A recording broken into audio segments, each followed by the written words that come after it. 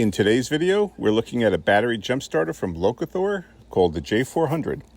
What makes this jump starter different is its size. It can literally fit in your pocket, which makes it perfect for keeping it in your car or truck's glove box or center console. For the power it offers, for all kinds of vehicles, it promises to be a good all-around jump starter. It can jump start gas engines up to 8 liters and diesel engines up to 6 liters.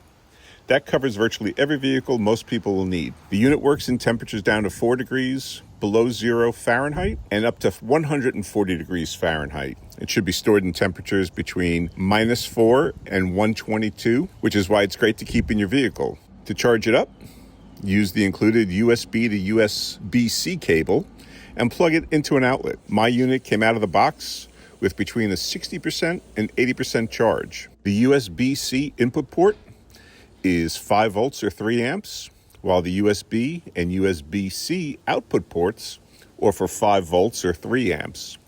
That means you can use the jump starter to charge your cell phone in a pinch or any other device that can be charged via USB cable. When all the lights are solid, that means you have between 80% and 100%. When 1 green light and 2 red lights are on, it is between 60% and 80%. When just 2 red lights are on, you have between 40 and 60%. And when there's just 1 red light on, that means there is between 20% and 40%. When 1 red light is flashing, but you can get a voltage display, it means there's between 0% and 20%. And last, when only 1 red light flashes, but there's no voltage display, it means it is at 0%. When it's hooked up to a battery, it tells you how much power you have in the battery. And when you're charging, say, a cell phone, it lets you know how many watts you're using, though you have to do a little math in your head for the amps. So here, the Samsung Galaxy I'm charging operates at 5 volts. It is charging at 8 watts, so that means it's about 1.6 amps. Now it's time to test it out and see if a pocket-sized jump starter can really jumpstart a dead battery. This is my Harbor Freight generator. If you've seen my previous review of the Harbor Freight 4-in-1 battery pack, you'll remember this has a dead motorcycle battery that I've never gotten around to replacing. It's always been easier to just jumpstart it. Just like any time you jumpstart a vehicle, though, you want to connect the power cable, usually the red one, first before connecting the ground or black cable to minimize the risk of sparks. What's neat about the J400, though, is as it has indicator lights to let you know if it has good connections on each of the terminals.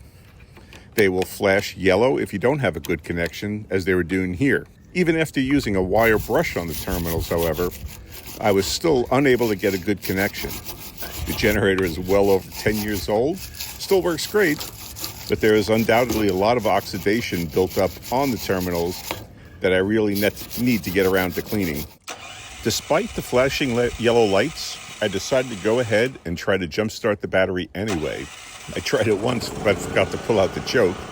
So after doing that, I tried again, and it started right up. So just to check to make sure the connection indicator lights work as they're supposed to, I took the jump starter to my pickup truck.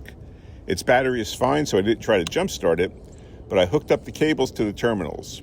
As you can see, the power cable has a green light, but the ground cable was still flashing yellow. After readjusting the cable, you can see both connections are now green, meaning you have a clean connection to now go ahead and jumpstart the vehicle. Yet as we saw with the generator, the Lokithor J400 was still able to turn over the engine on the generator even though the connections were not optimal. A couple other features of the jump starter is that it comes with a very bright flashlight built in, which could be useful if you need to work on your vehicle in the dark. The lights also have a strobe feature, both slow and fast, which is a nice safety device. You could set the J400 on the roadway some distance behind your vehicle to serve as a warning light for traffic to let them know you are broken down. After all my testing of the J400, I didn't have any issues at all, and the unit just worked. It was powerful enough to jumpstart my dead generator battery, and I was also able to use it to charge my mobile device. It is lightweight, and though made of plastic, has a very solid, well-made feel to it. Connecting the jump starter cables to the device is simple. It just slots into the connector fitting and feels very secure when inserted. The cables are also short, so they're not unwieldy.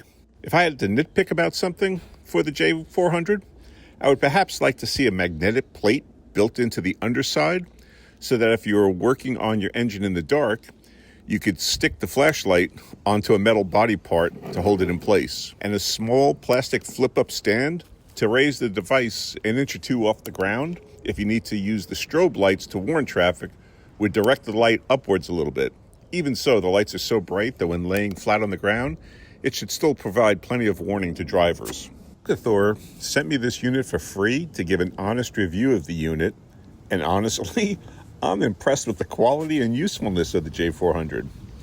If you want to check out the device for yourself, I'll leave an Amazon link below. The Lokithor J400 jump starter goes for $89.95, and it could make an excellent Christmas present for a loved one or for yourself. So if you like this video, give it a thumbs up, and thanks for watching.